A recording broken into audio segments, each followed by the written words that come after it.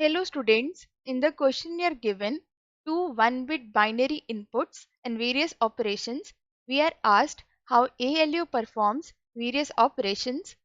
ALU stands for Arithmetic, Logic,